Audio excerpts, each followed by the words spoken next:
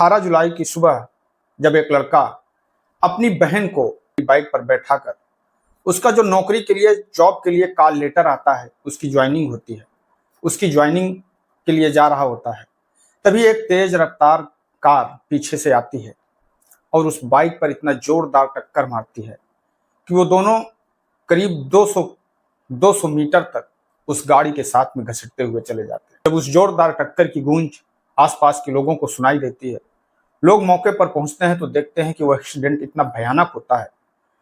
कि उनको उसको देख करके लोगों की रूह कांप जाती है। लोग तुरंत उस लड़के और उस लड़की को हॉस्पिटल में एडमिट कराते हैं, पर जैसे ही वो लोगों को एडमिट कराया जाता है, थोड़ी देर के बाद वो दोनों की जान चली जाती है। पुलिस पहले तो इस केस को एक हादसा मानती है, पर जब इस हादसे के बारे में जब उस लड़के के घर वालों से, उसके भाई से पूछा जाता है और जब वो इसके बारे में कुछ ऐसी जानकारी देता है जिसके आधार पर जब पुलिस इस केस की जांच करती है, तो जो सच्चाई निकल करके आती है, लोगों को यकीन ही नहीं होता है। तो आदाब, नमस्कार, सत श्री अकाल, मैं सागर पटेल। दोस्तों, कहानी शुरू करें उससे पहले आप लोगों से एक छोटा सा निवेदन है कि अगर अभी तक आप लोगों ने मेरे इस चैनल को सब्सक्राइब नहीं किया है या फिर आप लोग मेरे इस चैनल पर पहली बार विजिट कर रहे हैं, तो मेरे इस चैनल को सब्सक्राइब कर बेल आइकन को जरूर दबाएं, जिससे कि मेरी आने वाली हर कहानी सबसे पहले आप लोगों तक पहुंचती रहे। दरअसल दोस्तों, आज की ये जो कहानी है, ये कहानी है राजस्थान के जोधपुर की, और बल्कि ये कहानी एक ऐसे परिवार की है, एक ऐसे शिक्षित परिवार की है जिसके बारे में जब लोग सुनते थे तो लोगों को यकीन नहीं होता था। और अगर देखा जाए तो मात्र ये कहानी 4 लोगों की है। इस कहानी के जो मुख्य पात्र हैं वो मात्र 4 लोग हैं। दरअसल दोस्तों, जोधपुर में एक लड़का रहा करता है जिसका नाम होता है रमेश पटेल। उसका एक छोटा भाई होता है जिसका नाम होता है अशोक पटेल। रमेश और अशोक जो पढ़ने में बहुत ही अच्छे होते हैं, बहुत ही मेहनती होते हैं, उनका एक लक्ष्य होता है कि उन्हें सरकारी नौकरी पाना है। और उनकी एक चचेरी बहन होती है, एक मौसेरी बहन होती है, मौसे की बिटिया होती है जिसका नाम होता है कविता। कविता भी जो पढ़ने में बहुत ही होशियार होती है। अब कविता अपनी मौसी के घर रह करके रमेश और अशोक के साथ में अपनी पढ़ाई किया करती है। रमेश उनमें सबसे बड़ा होता है, इसलिए रमेश जो अपने छोटी बहन और छोटे भाई को भी तैयारी करवाता है और वो तीनों मिलकर के तैयारी करते हैं। अब जैसे ही उनका बीए होता है, ग्रेजुएशन होता है, एमए होता है, इसके बाद में वो दोनों अलग अलग परीक्षाओं में नौकरी के लिए तलाश करने लगते हैं, पेपर देने लगते हैं। तभी कुछ दिनों के बाद में जो रमेश होता है, उसका एक कॉल लेटर आता है और रमेश को ग्राम विकास अधिकारी यानी कि बीडीओ के पद पर नौकरी मिल जाती है। और कुछ दिनों के बाद जो उसकी बहन कविता होती है, उसको भी पटवारी के पद पर नौकरी मिल जाती है। पर इसी बीच रमेश की शादी पास के ही एक गांव में एक गुड्डी नाम की लड़की के साथ में तय हो जाती है। उधर दोस्तों, जो रमेश होता है, रमेश की एक दूर की भांजी होती है, उसकी शादी रमेश के साले यानी गुड्डी की भाई के साथ में तय हो जाती है। और तय नहीं बल्कि हो जाती है, पर शायद उसकी उम्र कम हो या कुछ भी ऐसा कारण रहा हो जिसकी वजह से उनका गौना नहीं होता है। और इधर रमेश की शादी गुड्डी के साथ में हो जाती है। दरअसल दोस्तों, ऐसा इसलिए होता है क्योंकि हमारे देश में कई जगहें अलग अलग प्रथाएं होती हैं, और ऐसी ही एक प्रथा है राजस्थान में जिसे बोलते हैं आटा साटा। और इस आटा साटा प्रथा के तहत यह होता है कि जिस तरीके हम आपके घर में अपनी लड़की को दे रहे हैं, तो हम आपके घर से कोई लड़की ले भी सकते हैं, आपके करीबी की हो या फिर आपकी। और इस आटा साटा प्रथा के तहत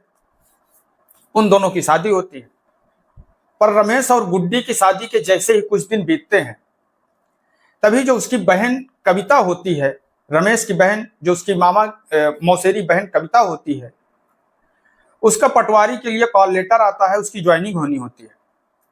और उसी दिन जब 18 जुलाई को रमेश अपनी बहन को अपनी बाइक पर लेकर के जा रहा होता है,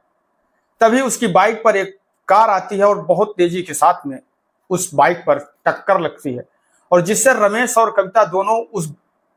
कार के साथ में 200 मीटर तक घसीटते हुए चले जाते हैं। टक्कर इतना जोरदार होता है, आवाज इतनी जोरदार होती है कि जब लोगों को सुनाई पड़ती है, तो लोग जब उधर रोड की तरफ घूम कर देखते हैं और इतना जोरदार टक्कर, तो लोग भाग करके उस मौके पर पहुंचते हैं। और जैसे उस जगह पर पहुंचते हैं, वो गाड़ी तो उस समय वहां से भाग चुकी होती है, लोग तुरंत उन दोनों को, घायलों को अस्पताल में भर्ती कराते हैं, पुलिस को फोन करते हैं, मौके पर पुलिस पहुंचती है, उन दोनों का इलाज चालू होता है,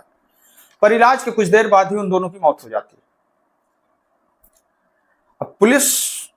इस केस को एक हादसा मान लेती है, पर कहानी एक नया मोड़ लेती है। अक्सर यह देखा जाता है कि जिस गाड़ी से एक्सीडेंट होता है वो गाड़ी मौके से जब भागती है तो काफी दिनों तक शायद लोगों को दिखाई नहीं देती,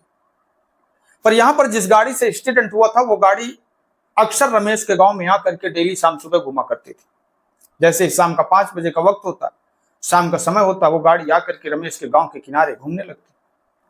लोगों को ये बात समझ में नहीं आ रही थी। कुछ लोग जो मौके पर एक्सीडेंट के समय देखा था कि एक ऐसी गाड़ी जिसने ऐसा टक्कर मारा पर भग गई, और जैसे उस गाड़ी को लोग देखते हैं तो लोगों को ऐसा लगता है कि तो वही गाड़ी है जैसे रमेश का जिसने एक्सीडेंट किया। अब ये बात रमेश के भाई अशोक को पता लगती है। तब जो रमेश का भाई अशोक होता है वो पुलिस स्टेशन जाता है, और पुलिस स्टेशन जाने के बाद अपने भाई की मौत का FIR दर्ज कराता है, और वो कहता है कि उसके भाई के साथ में कोई हादसा नहीं हुआ है, बल्कि उसकी मौत की गई है, उसे जानबूझकर मारा गया है, उसकी हत्या की गई है। पुलिस को भी यह बात समझ में नहीं आती, पर जब उसका भाई अशोक बार बार इस बात के लिए जिक्र करता है तो पुलिस इस केस को छानबीन करने की शुरुआत करती है। अशोक बताता है कि उसे जानकारी मिली है कि जिस गाड़ी ने उसके भाई का एक्सीडेंट किया था वो गाड़ी डेली शाम को उसके गांव पर आकर के घूमती है। अब पुलिस जब इस केस की छानबीन को बढ़ाती है और उस गाड़ी को देखती है तो पुलिस को भी ये लगता है कि आखिरकार एक्सीडेंट के बाद में जो गाड़ियां होती हैं वो अक्सर करके ऐसी जगह पर चली जाती हैं या लोग ऐसी जगह पर छुपा देते हैं कि काफी मशक्कत के बाद भी पुलिस उन गाड़ियों का पता नहीं लगा पाती। पर यहाँ पर एक ऐसी गाड़ी है जो अक्सर आकर के उसी गांव में घूमती है जिस गांव के व्यक्ति का एक्सीडेंट हुआ हो, शायद उसी गाड़ी से। पुलिस को यह बात समझ में नहीं आती। पुलिस अशोक से पूछती है कि आखिरकार आपको किसी के ऊपर शक है या फिर किसी से आपके भाई की दुश्मनी जो आप लोगों की जान लेना चाहता हो।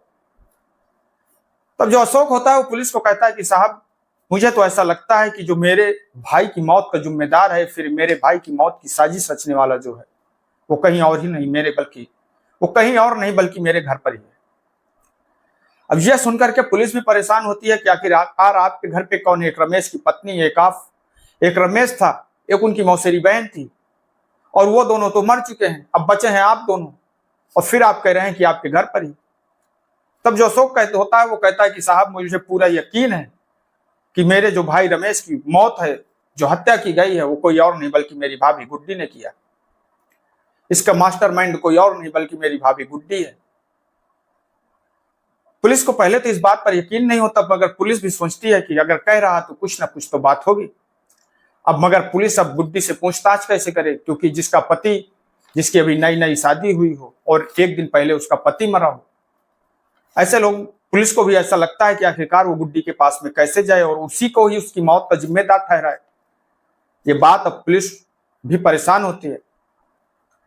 पर पुलिस इसी बीच गुड्डी का चुपचाप से मोबाइल खंगालती है, उसका चेक करती है तो देखती है कि एक नंबर, जिस नंबर पर गुड्डी लगातार बात करती है, और जब उसके पति रमेश का एक्सीडेंट होता है उससे कुछ देर पहले भी उसकी बात होती है और उसकी मौत के बाद भी उसकी बात उसी नंबर पर होती है। अब पुलिस जब उस नंबर के बारे में पता करती है, उस नंबर के बारे में जानकारी करती है, तो पुलिस को यह पता लगता है कि यह नंबर तो गुड्डी के गांव का एक लड़का है जिसका नाम है शंकर के नाम पर रजिस्टर्ड है। अब पुलिस उस शंकर के घर पर पहुंचती है, उस शंकर के बारे में जानना चाहती है, तो शंकर घर से फरार होता है। पुलिस जब काफी परेशान होती है और काफी परेशान होने के बाद में शंकर का कुछ पता नहीं लगता, तो वो फिर गुड्डी से इस बारे में पूछताछ करती है। गुड्डी पहले तो पुलिस को गुमराह करने की कोशिश करती है, जैसे कि लगभग हर मुजरिम करता है, और वो पुलिस से कहती है कि आखिरकार उसके पति की मौत हुई है और उसका जिम्मेदार वो उसी को ठहरा रहे हैं। पर पुलिस जब सख्ती के साथ में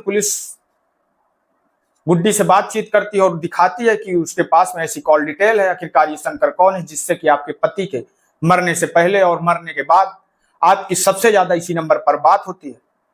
जब ऐसी सारी चीजें, ऐसे सबूत पुलिस गुड्डी को दिखाती है तो अब गुड्डी समझ जाती है कि उसके बचने का कोई रास्ता नहीं है।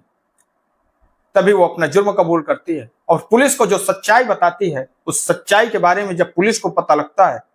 और आसपास के लोगों को पता लगता है तो किसी को यकीन ही नहीं होता है कि आखिरकार एक लड़की क्या इस तरीके का कदम उठा सकती है।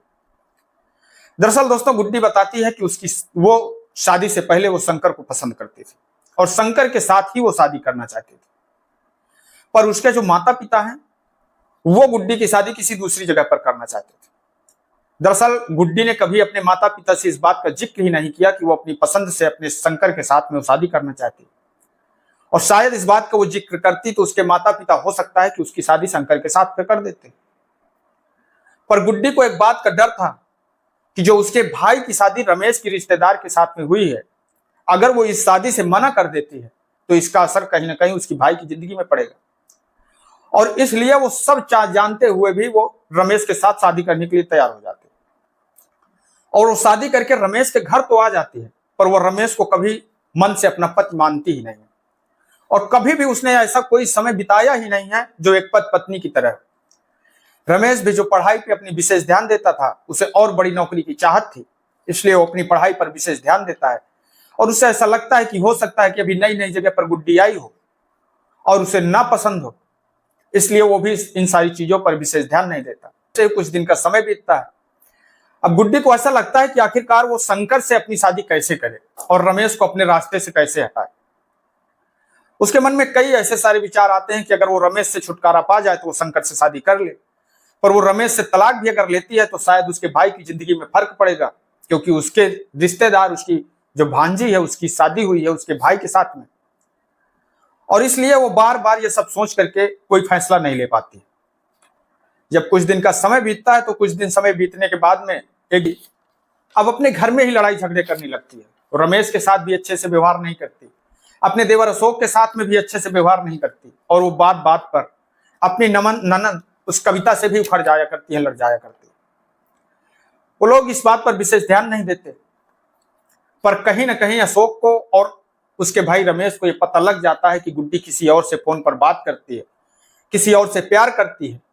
रमेश कई बार गुड्डी से ये बात कहता भी है कि अगर उसको पसंद नहीं है तो उससे तलाक ले सकती है, उसे छोड़ सकती है, अपने घर जा सकती है, या फिर जिसके साथ वो रहना चाहती है, जिसको पसंद करती है उसके साथ में रह सकती है।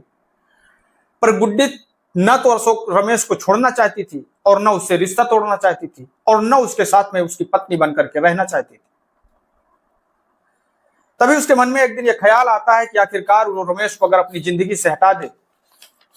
तो वो शंकर के साथ में रह सकती है। अब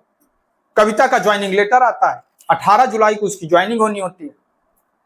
अब रमेश जो होता है वो अपनी भाई कविता को, अपनी बहन कविता को बैठा करके उसके ऑफिस उसकी ज्वाइनिंग के लिए जा रहा होता है। तभी जो कुछ दिन पहले गुड्डी पुलिस को बताती है कि वो जब आशिक शंकर से कहती है कि वो रमेश को रास्ते से हटाना चाहती है, पर इस तरीके से हटाना चाहती है कि ये एक हादसा लगे, एक एक्सीडेंट लगे, किसी को ये पता ना लगे कि आखिरकार रमेश को किसी ने मारा है या उसकी हत्या की गई। तब जो उसका आशिक शंकर होता है वो दिल्ली जाता है, दिल्ली से एक सेकेंड हैंड कार खरीद करके लाता है, और फिर वो एक दिन गुड्डी से कहता है कि अब वो उसका काम बिल्कुल आसान हो गया है और वो रमेश को एक चुटकी में रास्ते से हटा देगा। अब इसके बारे में पता करता है तो गुड्डी बताती है कि कल सुबह रमेश अपनी बहन को लेकर के उसके ऑफिस जाएगा और तभी रास्ते में मौका है, आप उसको आसानी से खत्म कर सकते हैं। शंकर गुड्डी से कहता है कि देखो, हमारा जो शिकार है, हम जिसे मारना चाहते हो केवल रमेश है, पर उस समय उसकी जो बहन है वो भी उसकी बाइक पर पीछे बैठी होगी, और जब अगर इस तरीके का काम किया जाएगा, उसको चोट पहुंचाई जाएगी, उसका एक्सीडेंट किया जाएगा, तो इसमें कविता की भी जान जा सकती है, और उससे हमारा क्या लेना देना है। तो गुड्डी कहती है कि देखो, ऐसा है, हमें रमेश को रास्ते से हटाना है, और वो कहीं ना कहीं कविता से भी नफरत करने लगती है, क्योंकि कविता जो यहीं पर रहती थी, एक नंद उसकी एक नंद थी, और इसलिए उसे कविता से भी नफरत हो जाती है, और वो कहती है कि इससे हमें कोई लेना देना नहीं है। अब जब वो दोनों सुबह बाइक से ऑफिस के लिए जा रहे होते हैं, अपने घर से लगभग 2 किलोमीटर की दूरी पर ही पहुंचते हैं, तभी एक तेज रफ्तार कार आती है और उन दोनों को टक्कर मारती है, और टक्कर मारने के बाद में सीधा निकल जाती है। दरअसल दोस्तों, तुरंत क्योंकि गुड्डी फोन कर देती है कि वो दोनों बाइक पर निकल चुके हैं और अब वो रास्ते में होंगे, यहां पर पहुंचे होंगे, तभी जो उसका प्रेमी आशिक होता है अपने 2 दोस्तों के साथ उस गाड़ी पर टक्कर मारता है और वहां से फरार हो जाता है। पुलिस जब इस कहानी को गुड्डी के मुंह से सुनती है, इस बात को गुड्डी के मुंह से सुनती है, गुड्डी की बातों को सुन करके पुलिस को और न ही आसपास के लोगों को, पास पड़ोस के लोगों को, घर के लोगों को यकीन ही नहीं होता कि क्या एक लड़की इतनी स्वार्थी हो सकती है। एक ऐसी पत्नी गुड्डीकार अपने पति के रमेश के साथ में इस तरीके क्यों किया। गुड्डी अगर चाहती तो रमेश से तलाक भी ले सकती थी, जबकि रमेश उसको तलाक देने के लिए तैयार था। और अगर वो चाहती तो रमेश के साथ शादी न भी करना, अगर वो शादी नहीं करना चाहती थी तो शादी नहीं भी करना चाहिए था। पर गुड्डी ने ऐसा नहीं किया और जिसकी वजह से एक परिवार, एक हंसता खेलता परिवार बिखर जाता है। रमेश और उसकी बहन जो पूरी तरह से बेकसूर होते हैं, उन दोनों की जिंदगियां चली जाती हैं। और इधर जो गुड्डी और उसका प्रेमी होता है, वो लोग भी जेल की सलाखों के पीछे पहुंच जाते हैं। दोस्तों, इस कहानी को सुनाने का उद्देश्य किसी को ठेस पहुंचाना नहीं है, किसी को दुख पहुंचाना नहीं है, बल्कि आप लोगों को सजग करना है, सतर्क करना है। मैं आपका दोस्त सागर पटेल इन्हीं शब्दों के साथ में आपसे विदा लेते हैं। कल फिर मिलेंगे किसी एक नई कहानी के साथ में, किसी एक नई सच्ची घटना के साथ में। तब तक के लिए नमस्कार, जय हिंद, जय भारत।